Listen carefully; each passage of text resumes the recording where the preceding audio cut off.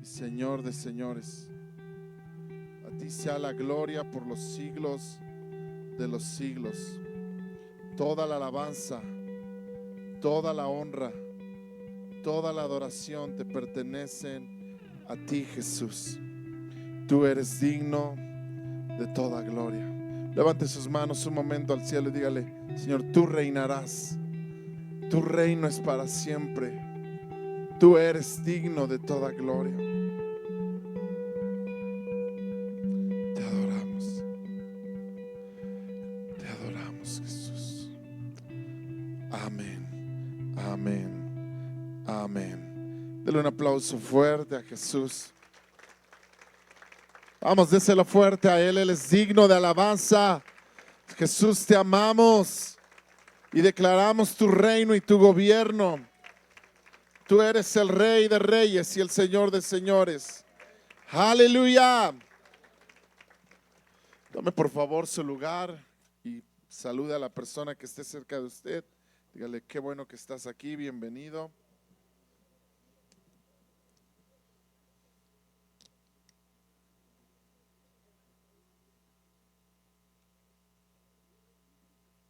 Qué gozo y qué privilegio estar en esta noche aquí reunidos en su nombre, amén. Pues vamos a orar, vamos a poner este tiempo en las manos de Dios. ¿Qué le parece? Señor y Dios, muchas gracias por el privilegio que tenemos de estar aquí reunidos en tu nombre adorándote. Señor, hemos venido a exaltarte y a darte a ti toda la gloria porque tú eres el único digno, tú eres el único que reinas y reinarás para siempre. En esta noche te pedimos, amado Espíritu de Dios, que sea tu palabra llenando nuestros corazones, haciéndonos entender, abriendo los ojos de nuestro entendimiento, revelándonos a nuestras vidas tu voluntad para cada uno de nosotros, Señor. Te damos a ti la gloria y te damos a ti la honra en el nombre de Cristo Jesús. Amén y amén. Muy bien, vaya por favor conmigo a la segunda carta del apóstol Pablo a los Corintios y vamos a mirar el capítulo 2 el día de hoy. ¿Cuántos están contentos? ¿Alguien está alegre en esta noche? Qué felicidad sabernos redimidos y comprados por la sangre de Jesús, ¿sí o no? Y es un gozo que tú y yo tenemos y podemos celebrar que nuestro Dios es Rey para siempre, amén. Entonces vamos a mirar algunos, vamos a ir viendo algunos versículos y meditando en lo que dice la palabra.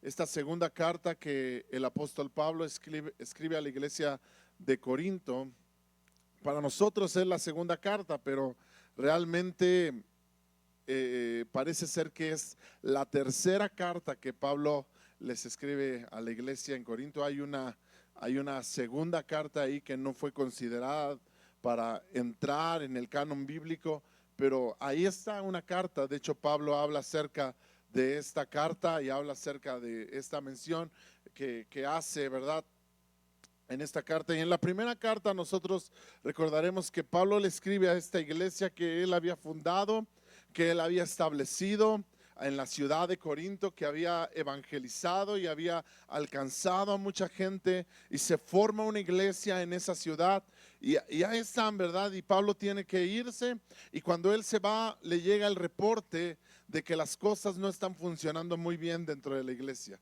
de que hay división, de que hay problemas, de que hay pecado y una serie de cosas que estaban sucediendo dentro de la iglesia, no fuera de la iglesia, sino dentro de la iglesia. De tal manera que Pablo les escribe la primera carta para corregir todas estas deficiencias que se estaban dando dentro de la iglesia, todas estas cuestiones que estuvimos viendo durante el tiempo que estudiamos la primera carta a los Corintios. Problemas de división, problemas de peleas entre hermanos, problemas de yo tengo más que tú, yo soy mejor que tú, yo tengo más dones que tú, desorden dentro de la iglesia, problemas con pecados, problemas con pecados sexuales, con pecados de egoísmo y diferentes situaciones, de tal manera que Pablo escribe esta primera carta para corregir y para poder instruir a la iglesia en todas estas cosas. Y después, si recuerdan, cuando termina esta carta, Pablo dice, yo quiero ir a verlos. Y cuando vaya a verlos, quiero estar un tiempo con ustedes, quiero quedarme ahí por un tiempo largo, quiero disfrutar de su compañía, disfrutar de la estancia en la ciudad con ustedes. Y esa es la intención de Pablo. Y termina diciendo, bueno, pero los planes de Dios son los mejores, ¿verdad? Y Dios va a saber si estoy ahí por mucho tiempo o no estoy, o Él es el que tiene los mejores planes. Pero parece ser que Pablo sí hace esa visita. Pero al llegar a Corinto se encuentra con una iglesia que no solo no había considerado mucho lo que Pablo les había escrito en la primera carta. Se encuentra con una iglesia que no solo no había puesto mucho en práctica aquellas cosas que Pablo les había enseñado en la primera carta, sino que además ahora estaban considerando hacer a un lado a Pablo. Ahora estaban considerando decirle a Pablo, muchas gracias por tu servicio, muchas gracias por el tiempo que estuviste con nosotros, pero ya tenemos mejores maestros. Y Pablo se encuentra con una iglesia que está dispuesta a hacerle un lado, que está dispuesta a ir tras otras enseñanzas, tras otros maestros, a los cuales más adelante, de hecho, Pablo va a hablar en los últimos capítulos acerca de ciertos hombres que se hacen llamar los superapóstoles, ¿verdad? Y habían llegado ahí a la ciudad de Corinto y habían estado influenciando en la vida de esta iglesia de tal manera que ellos estaban seriamente considerando hacer a un lado a Pablo. Y Pablo se encuentra con una iglesia que sigue con las mismas actitudes, sigue con las mismas deficiencias, pero ahora le están diciendo, ¿sabes qué, Pablo?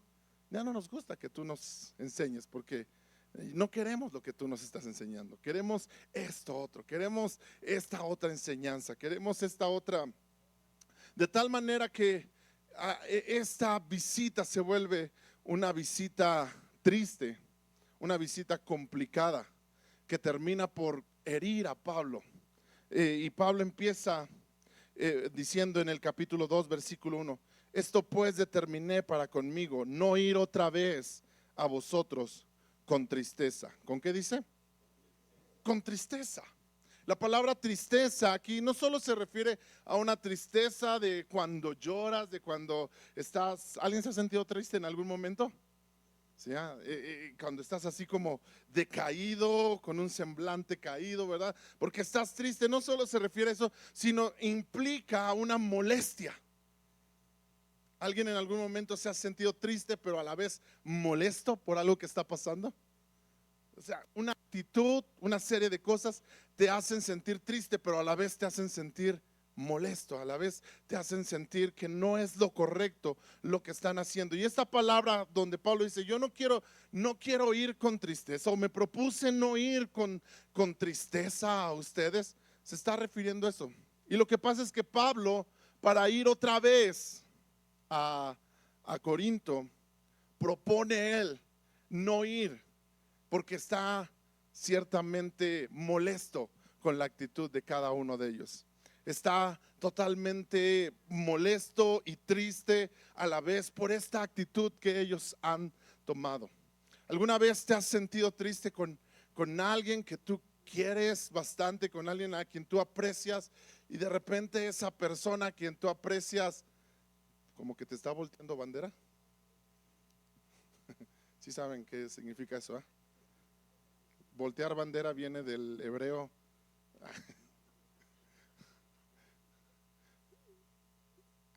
¿Sí? Y de repente es una persona a la que tú aprecias, es una persona en la que a lo mejor has invertido tiempo, has invertido esfuerzo, y de repente como que te está haciendo a un lado, como que ya no le interesa. A lo mejor hay padres que han sentido eso. De repente han invertido tiempo en hijos, han estado ahí, y de repente los hijos como que ya me voy. Y ya no me interesa lo que me digas, y ya no me interesa lo que opines acerca de mí, y simplemente yo voy a agarrar mi camino solito.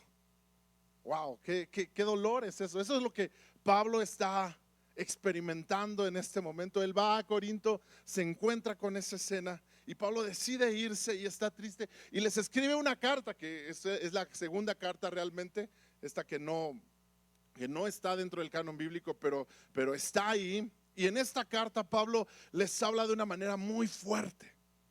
¿Les habla de una manera qué? Muy fuerte, muy confrontadora, de una manera donde, de hecho, a esta carta se le denomina como una carta, ¿verdad? ¿Cómo decirlo? Fuerte, hasta cierto punto. No quiero mencionar esa palabra, no sé qué otra palabra mencionar, pero estricta, agresiva, ¿verdad? Enérgica. Pablo les escribe de esta manera, de modo que algunos pueden agarrar la onda, algunos como que reaccionan de la actitud que están teniendo y entonces tratan de ir con Pablo, perdón, de reconciliarse otra vez con Pablo. Y es aquí cuando Pablo les escribe ahora esta carta, que nosotros conocemos como la segunda carta a los Corintios. Y en esta carta Pablo lo que hace es volver a construir el lazo de amor que hay entre él y la iglesia de Corinto.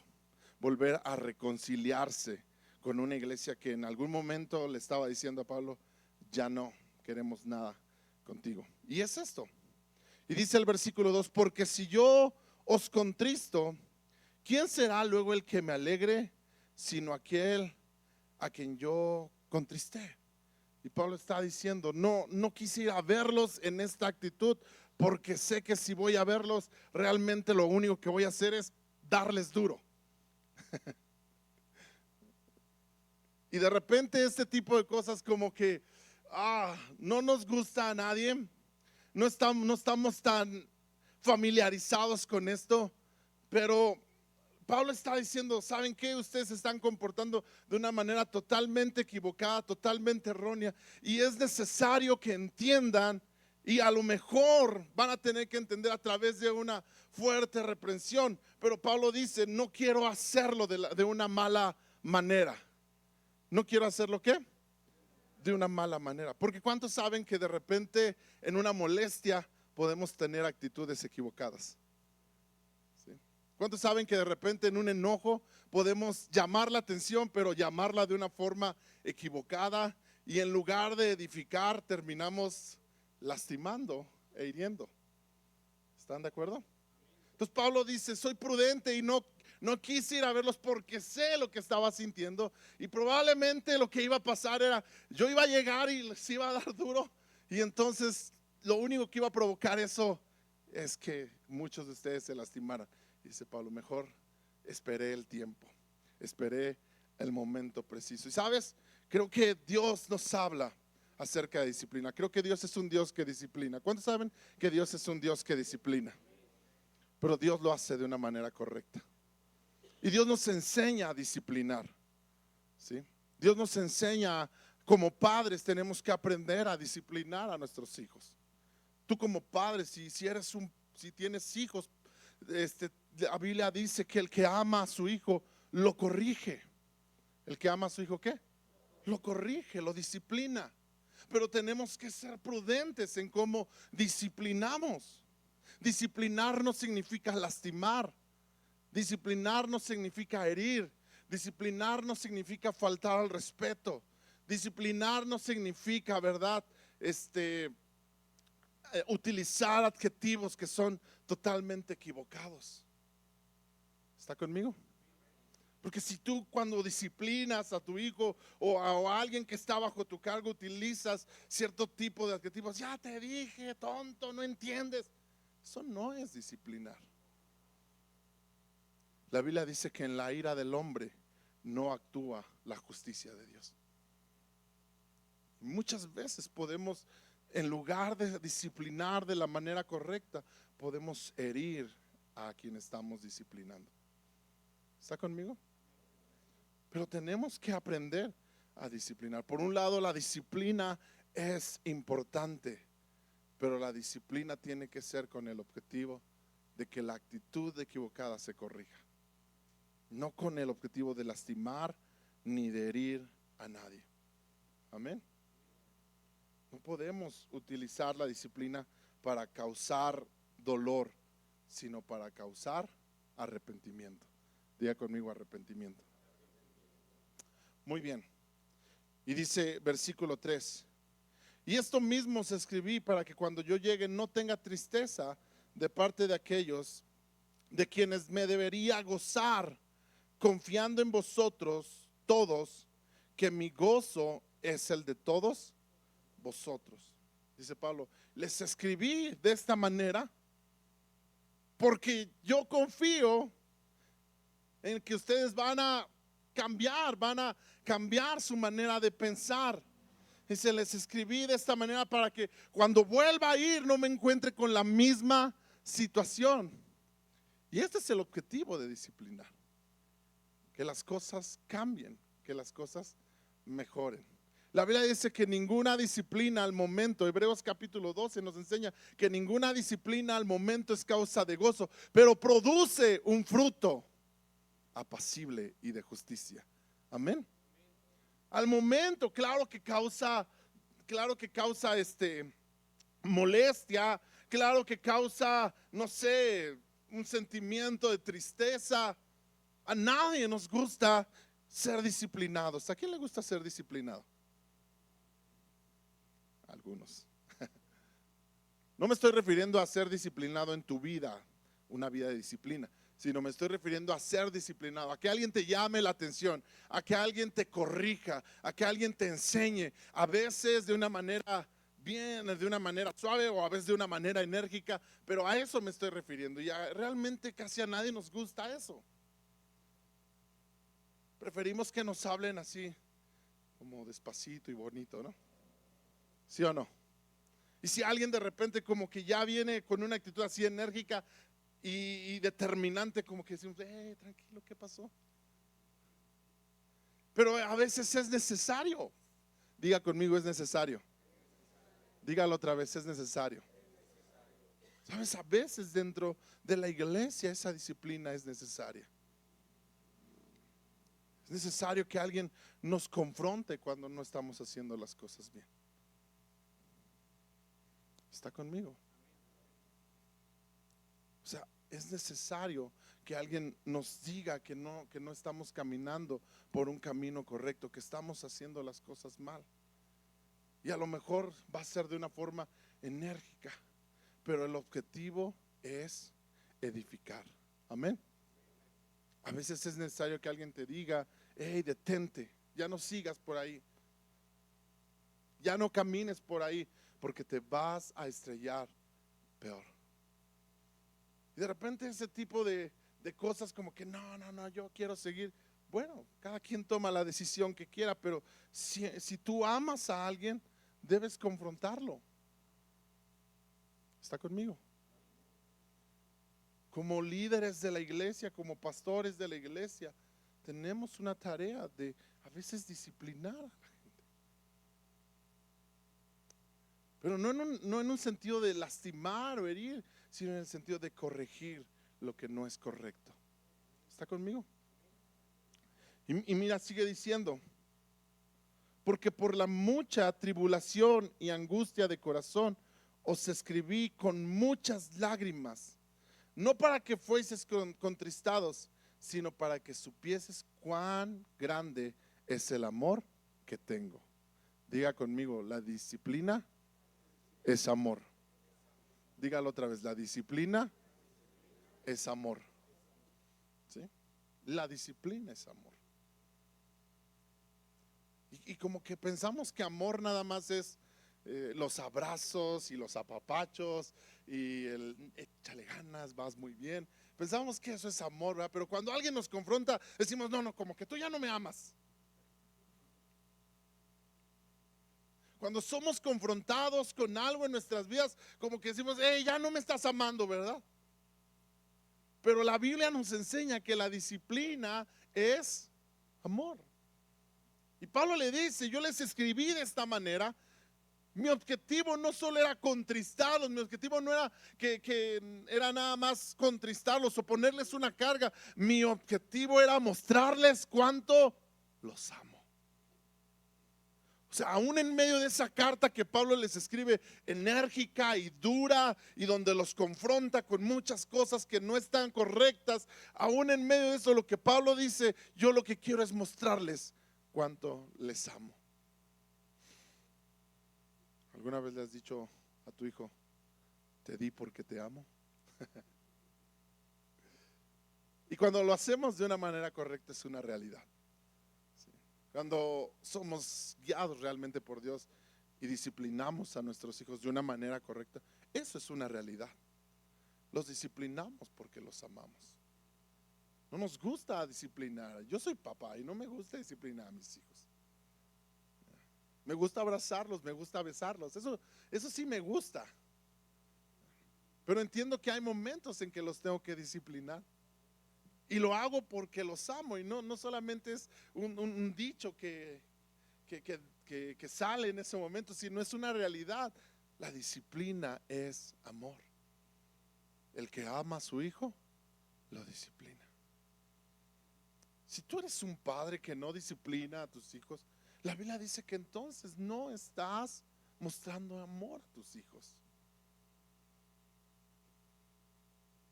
Si un hijo no es disciplinado, dice Hebreos, que entonces es un bastardo. ¿Qué quiere decir eso? Es un hijo no reconocido. Es como si tú no reconocieras a tus hijos. Pero eso es importante, la disciplina, claro, de la manera correcta. Claro, de la manera que enseña la Biblia. La disciplina no es para lastimar. La disciplina no es para destruir. La disciplina es para corregir y para mostrar el amor. Amén. ¿Cuántos dicen amén a eso? Entonces, si en algún momento a ti te disciplinan o hay una disciplina de parte de Dios o de parte de una autoridad en tu vida, es para que corrijas. ¿Estás de acuerdo? Si tú eres una persona que no respetas las leyes de tránsito y andas así, ¿verdad? Manejando como quiere y como va, y de repente llega un policía y le dice, señora, aquí está su multa por no respetar las leyes. No digas, ¿cómo le hacemos? No, eso es una disciplina a tu vida. ¿Está conmigo? Y es para que aprendas y entiendas que tienes que cambiar esa manera de hacer las cosas. Y como eso, muchos ejemplos hay. Pero la disciplina es para eso. Amén. Ahora el versículo 5, Pablo habla acerca de alguien que en su momento cometió un error. De alguien que en su momento causó dolor y hizo las cosas de una manera incorrecta. Muy probablemente está hablando de aquellas personas o de una persona en específico que estuvo alborotando ahí a muchos para que se rebelaran contra Pablo. Algunos otros comentaristas dicen que está hablando de aquel hombre de Primera de Corintios capítulo 5 que donde hablaba de entréguenlo a Satanás para que su alma se salve, ¿verdad? Y hay ciertos comentarios que se inclinan hacia que está hablando de esa persona que había fallado delante de Dios, que había estado cometiendo un acto de inmoralidad sexual. Pero también por el contexto que vemos, puede ser que Pablo está hablando acerca de aquella persona que había estado incitando a la gente para que se rebelara contra Pablo. Aquella persona que había estado incitando a los hermanos para que no aceptaran la autoridad de Pablo. Y es que a veces hay personas así, que incitan a otros a no respetar la autoridad. A veces hay personas así que incitan a otros a hablar mal de alguien. Yo sé que esos no vinieron hoy, ¿verdad? Pero de repente hay algunos por ahí, en otro país, en otra ciudad y en otro mundo. Hay personas que de repente van y te incitan a hablar mal de alguien o de una autoridad. ¿Ya te diste cuenta del pastor? ¿Ya te diste cuenta de cómo se viste? ¿O de cómo habla? Y está con esa situación, ¿verdad? Y no estoy diciendo que como pastores no nos equivoquemos. Claro que nos equivocamos, claro que cometemos errores. Los que pastoreamos aquí la iglesia, el equipo de pastores que hay, muchas veces vamos a cometer errores. Pero ¿cuántas veces tú eres partícipe de que se hable mal de la autoridad? Pero ¿cuántas veces tú eres partícipe de que se digan cosas equivocadas y erróneas? Y a veces sin conocimiento, a veces totalmente sin conocimiento. ¿Está conmigo? O sea, aquí era un grupo de gente. O sea, recuerda, Pablo les está escribiendo esta carta porque anteriormente les había escrito otra carta, porque estaban dejando a Pablo, porque estaban diciéndole: ya no queremos tu autoridad, ya no nos interesa estar contigo. Y a veces así hay personas, ¿verdad?, que van e incitan a otros para que abandonen una iglesia, un grupo, un ministerio. Yo recuerdo que hace años, en un momento que la iglesia pasó difícil, hubo alguien que me fue a visitar a mi casa. Cuando era soltero todavía vivía en la casa de mi papá. Y hubo alguien que fue hasta la puerta de mi casa para decirme que lo que estaba pasando me lo platicó a su forma y a su manera, y como él lo veía, o como estas personas lo veían. Y entonces me dijo: pero ¿sabes qué? Vamos a formar otra iglesia. Vamos a hacer otra iglesia y te estamos invitando para que tú seas el líder de alabanza. Wow. En aquel tiempo yo no dirigía aquí la alabanza. Yo de repente cantaba, a veces me daban chance de cantar una canción. Pero no era el director ni era el líder de la alabanza. Y de repente llegan con esto y me empiezan a decir: ¿sabes qué? Que las cosas son así, así, a la manera de esta persona. Me dice: y te invitamos a formar otra iglesia. Vamos a formar una iglesia donde ahora tú vas a ser el líder de la alabanza, tú vas a ser el que dirija. Y la oferta parecía como tentadora, ¿no? Pero recuerdo cómo Dios habló a mi corazón. En el momento, créanme, lo pensé, porque como me lo había platicado, parecía ser real lo que él me estaba diciendo, parecía ser verdadero lo que esta persona me estaba contando acerca del problema que había habido. Y entonces yo lo pensé, y en algún momento, en un tiempo de oración, Dios usó a alguien para decirme: Dios te puso en este lugar. Yo no le había contado nada a esa persona, ni le había dicho que en mi corazón como que había algo acerca de querer ir a otra iglesia o formar otra iglesia, sino simplemente se acercó y me dijo: Dios te puso en este lugar. Y esas palabras fueron suficientes para yo tomar una decisión y decir: esta es mi casa, y aquí voy a quedar. No sé cómo pasaron las cosas, yo no sé, porque realmente no tenía conocimiento, solo había escuchado la versión de esta persona que había venido a decirme. Pero hay personas así. Aquí no están aquí, pero hay personas así. A lo mejor hay alguien que va a ir y te va a decir: oye, mira, he visto esto, he visto aquello, y va a querer que tu corazón se voltee en contra de tus pastores, de tus líderes. Deja que Dios te hable. Deja que Dios te hable. Amén. ¿Estás conmigo? Deja que sea Dios quien realmente te hable. Pero aquí entonces parece ser que esta es la persona. Y Pablo en el versículo 5 dice: pero si alguno me ha causado tristeza, no me la ha causado solo a mí, sino en cierto modo, dice, por no exagerar, a todos nosotros. Dice: no solo la tristeza, no solo el ataque ha sido contra mí, sino ha sido contra todos en realidad. Porque cuando alguien, acuérdate que somos un cuerpo, somos un ¿qué? Y la Biblia dice que si un miembro se duele, todos ¿qué? Todos nos dolemos. Entonces, si tú atacas a un miembro de la iglesia, no solo le estás causando dolor a ese miembro de la iglesia, o a ese líder o a ese pastor, le estás causando dolor a todo el cuerpo de Cristo. Qué tremendo, ¿sí o no? Y Pablo dice, no estoy exagerando, es una realidad. ¿Por qué es una realidad? Porque la Biblia dice que somos un cuerpo. Así que no puedo estar atacando a alguien. Si realmente hay algo malo, bueno, lo tengo que confrontar y lo tengo que decir. Pero si no, si solamente son pensamientos, si solamente son ideas, entonces no puedo estar atacando. Y Pablo dice, no solo me atacó a mí, no solo está atacándome a mí, sino está atacando a todos. Pero mira lo que dice el 6. Le basta a tal persona esta reprensión hecha por muchos. Y es que parece ser que esta persona, ¿verdad?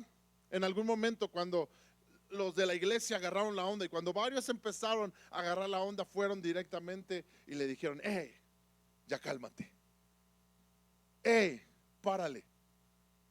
Hey, no estés haciendo eso. ¿Cuánta falta a veces nos hace eso? ¿Cuánta falta a veces nos hace ser personas determinantes? Y cuando tú escuchas a alguien hablar mal de alguien, decirle, hey, cálmate. ¿Sabes que lo que estás haciendo no viene de Dios? Muchas veces solo decimos, pues yo solo lo escuché. Yo solo ahí estuve a ver qué decía. Pero en realidad estabas ahí porque querías escuchar el chisme, porque te querías enterar. Pero no fuiste determinante para decirle, hey, basta. Ni me corresponde escuchar eso, ni a ti te corresponde decírmelo. ¿Cuántos harían eso? Ay, no, se vaya a enojar. Pues que se enoje. Que se enoje. Parece ser que esto es lo que hicieron algunos de la iglesia cuando entendieron lo que Pablo representaba, lo que Pablo era para la iglesia. Y entonces parece ser que algunos empezaron a decir, ya basta. Y empezaron a reprender a esta persona. Y le digo, ya estuvo de que estés metiendo cosas que no son correctas. ¿Cuántos haríamos algo así? En lugar de prestar mi oído para escuchar cosas negativas, en lugar de prestar mi oído para escuchar a alguien hablar mal de otra persona, en lugar de prestar mi tiempo, ¿verdad?, para escuchar a alguien decirme cómo otra persona está mal, mejor decir, ¿sabes qué?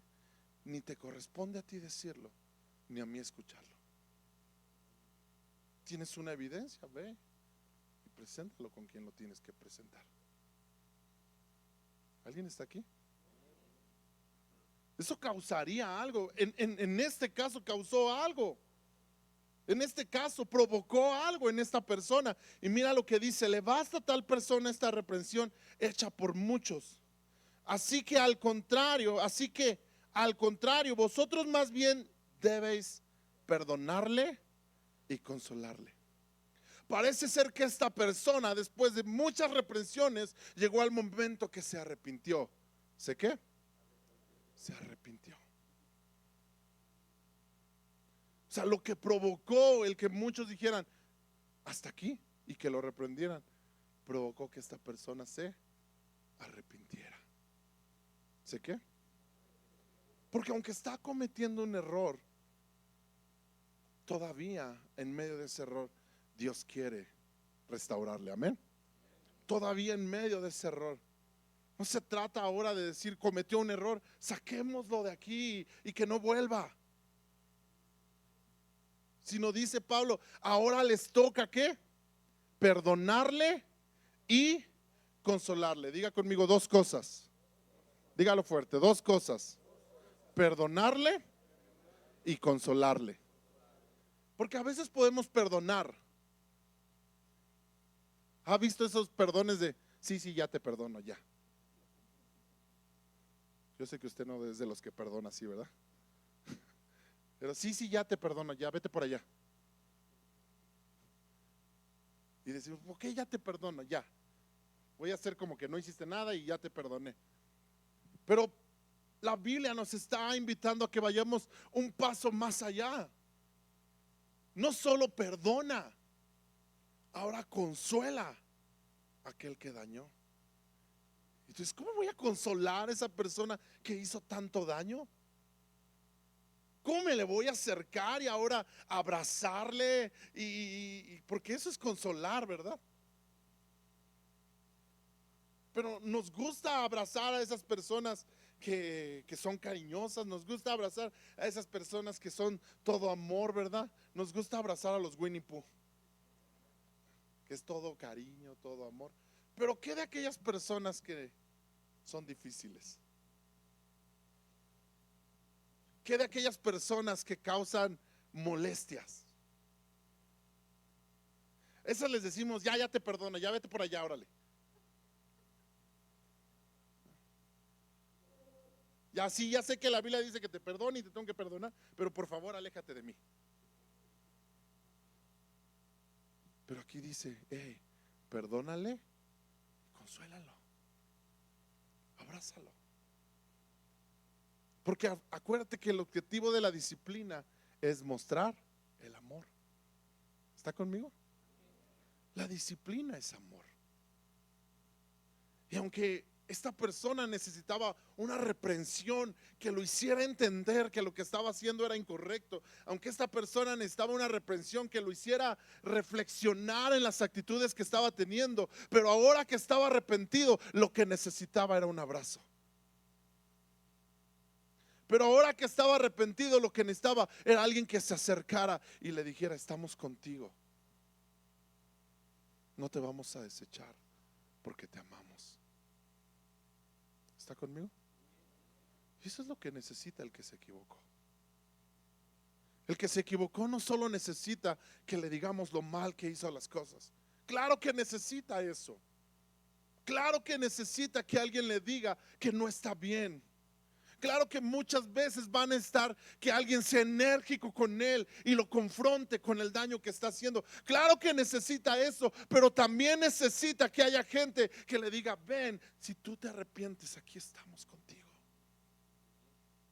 No tenemos por qué desecharte. No tenemos por qué darte una patada y sacarte de aquí. Al contrario, tenemos que amarte.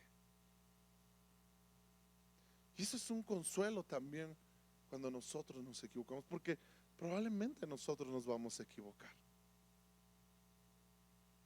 ¿O hay alguien aquí que sea exento de equivocarse? Probablemente aquí habemos personas que nos vamos a equivocar y necesitamos un grupo de hermanos que nos abrace. No que nos apapache el pecado. No confundamos estas cosas. ¿Estamos de acuerdo? No necesitamos gente que nos diga, no te preocupes, eso no pasa nada. Andas con otra mujer, pues está bien, échale ganas, mira. No necesitas eso. Eso destruye. Es más, necesitas a alguien que te confronte con tu pecado. Pero si te arrepientes, vas a necesitar a alguien que te abrace y que te diga, aquí estoy. Puedes llorar si quieres. Sé que ha sido difícil. Tuviste que aprender a la mala. Porque hay gente que tuvo que aprender a la mala, ¿sí o no? Hay gente que tuvo que aprender a través del dolor que causa el fallar. Cuando tú corriges a tu hijo, eso es lo que deberíamos hacer como padres, ¿verdad? Que ya los corregimos y ya a lo mejor tuvimos que tomar una vara para corregirlos. Pero no es como que ya te di, ahora sáquese por allá, chamaco, no lo quiero ni ver. Sino al contrario, ahora perdónale y consuélale. ¿Está conmigo? Y eso es lo que Pablo está diciendo aquí. Dice, vamos a perdonar a este hermano y vamos a consolarle para que no sea consumido. Fíjate lo que causaría si no hay consuelo. Para que no sea consumido de demasiada tristeza. Cuando no hay una iglesia que sabe perdonar y consolar, gente se consume de tristeza. Iglesia, tenemos que ser una iglesia, tenemos que ser un cuerpo que aprenda a perdonar y a consolar. ¿Estamos de acuerdo? Otra vez, no estoy diciendo apapachar el pecado. Claro que no. Estoy diciendo, cuando alguien se arrepiente hay que aprender a consolarlo y a perdonarlo. Amén. Porque si no, entonces dice, la tristeza los consume. Y sabes, hay gente que se ha alejado de Dios porque no encuentra a alguien que le perdone y le consuele. Porque no encuentra a alguien, ¿verdad? Porque sabe que falló, sabe que se equivocó y no encuentra a alguien que le perdone, que le consuele, y termina mejor por alejarse y termina por decir, ¿sabes? No, me alejo mejor.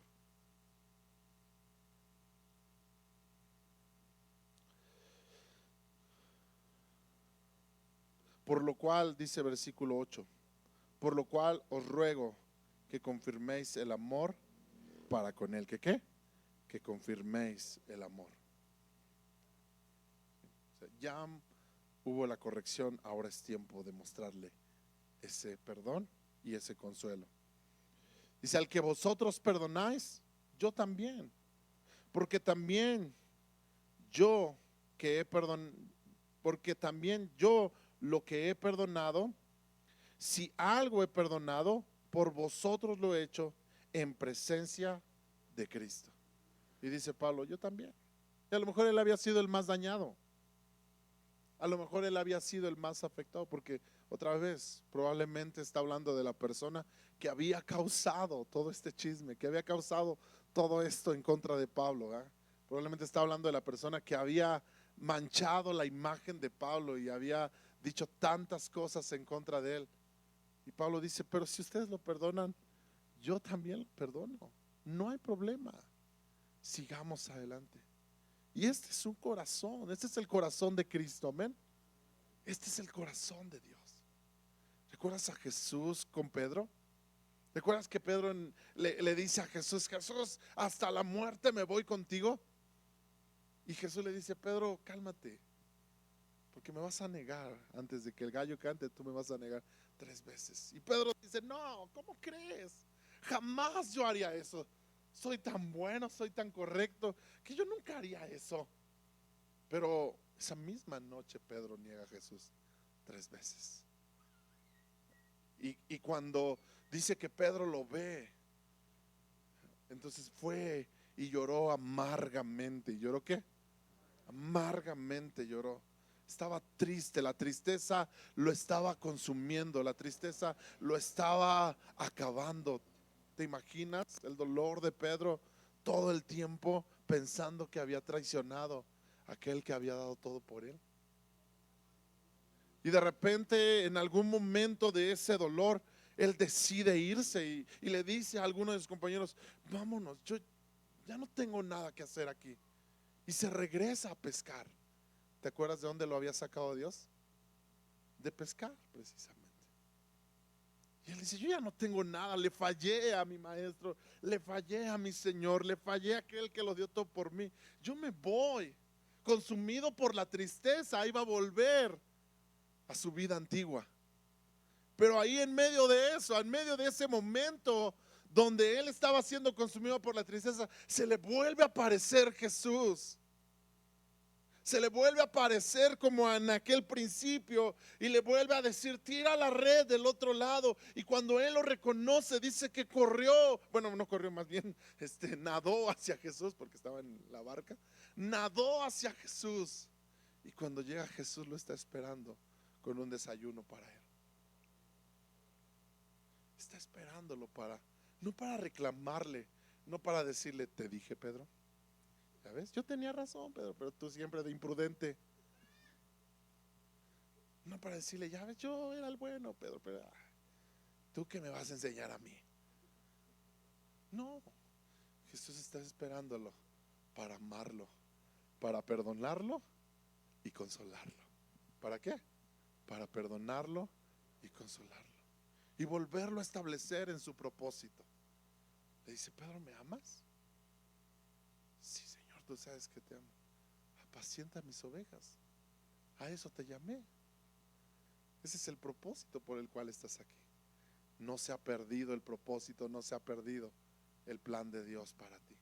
Qué increíble es Jesús. Y así debemos que ser nosotros como iglesia. Amén. Vamos a ir terminando. Versículo 11. Fíjate, el versículo 11 es bien importante. Para que Satanás no gane ventaja alguna sobre nosotros, pues no ignoramos sus maquinaciones. ¿Sabes que el terreno de la amargura, el terreno del dolor, es el terreno de Satanás? Cuando no aprendemos a perdonarnos y amarnos unos a otros, ese es el terreno de Satanás. Satanás aprovechará esos momentos para llenar tu cabeza de cosas en contra de los demás. Ese es el terreno cuando alguien que falló siente que nadie lo vuelve a aceptar. Ese es el terreno para que Satanás le diga: regrésate al mundo. No vale la pena seguir a Cristo. Cuando fallas, ese es el momento cuando el enemigo te dice: ¿para qué estás aquí? ¿Qué haces aquí? Si ni puedes comportarte de la manera correcta, ni puedes hacer las cosas que dice la Biblia. Y además, mira, todos te van a rechazar. Regrésate. Esas son las maquinaciones del enemigo, mis hermanos. Esas son sus maquinaciones, esas son sus mentiras que él empieza a meter a nuestros corazones, y nosotros no las tenemos que ignorar. Nosotros no tenemos que ser ausentes de estas maquinaciones, sino más bien las tenemos que conocer para que entonces seamos una iglesia diferente, que corrija cuando tiene que corregir, que perdone cuando tiene que perdonar, que consuele cuando tiene que consolar. Amén. Que corrija, que perdone, que consuele, porque así es nuestro Dios. Dios nos corrige, pero también nos ama, pero también nos consuela. ¿Cuántos dicen amén? ¿Y cuántos le dan gracias a Dios? Porque así es nuestro Dios. Quiero pasar para terminar versículo 14. Mas a Dios gracias, el cual nos lleva siempre en triunfo en Cristo Jesús. ¿Cuántos creen que Cristo tiene la victoria? ¿Cuántos creen que Él ha vencido? Otra vez, ¿cuántos creen que Él ha vencido? ¿Sabes qué es lo increíble? Que Dios te lleva en esa victoria. Esa victoria que Él ganó, Él te lleva en esa victoria. Porque Cristo venció, tú también has vencido. Porque Cristo ganó, tú también has ganado. Y es lo que está diciendo aquí. Mas a Dios gracias porque Él nos lleva en triunfo. Está diciendo: todo esto que pasó, pareciera ser que iba a haber pérdida, pareciera ser que iba a haber gente lastimada, pero al final Dios nos va a llevar en triunfo. Dios nos va a llevar en victoria. Dios va a hacer su obra. ¿Cuántos creen que Dios hace su obra por encima de todas las circunstancias? Dice: por medio de nosotros manifiesta en todo lugar el olor de su conocimiento. Diga conmigo: el olor. Dígalo fuerte: el olor. ¿Qué es el olor, verdad? ¿A cuántos les gustan los perfumes? ¿A alguien le gustan los perfumes? ¿Sí? Qué rico cuando huele esos perfumes. Y hay perfumes, pero hay perfumes buenos y hay perfumes chafas, ¿sí o no? Existen los perfumes buenos que tienen una fragancia rica, y existe 7 machos, ¿verdad? y está diciendo que nosotros somos el olor de su conocimiento. ¡Wow! ¡Qué privilegio!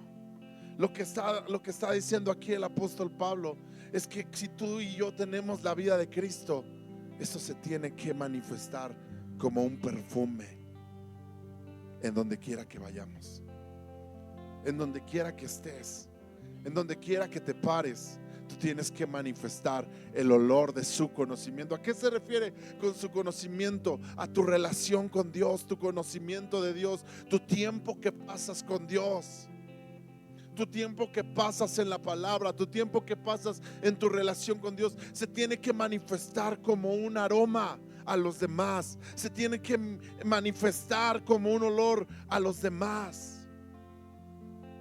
¿Está conmigo? Pero si tú y yo no pasamos tiempo con Dios, si tú y yo no conocemos a Dios, tal vez seamos como esos perfumes chafas y baratos, ¿verdad? Que como que parece que huelen, pero realmente no huelen. ¿Está conmigo? Porque para Dios somos grato olor de Cristo en los que se salvan y en los que se pierden. A esto ciertamente olor de muerte para muerte, y a aquellos olor de vida para vida. Y para estas cosas, ¿quién es suficiente? Cristo es suficiente para nosotros. Para ellos dice, somos olor. Para los que se pierden es un olor de muerte, porque al final llevamos la verdad y los confrontamos con la verdad de Dios. Y si alguien no quiere entender esa verdad, tendrá que ser confrontado con la realidad de que está separado de Dios. Pero para el que acepta esa verdad es salvación. Amén.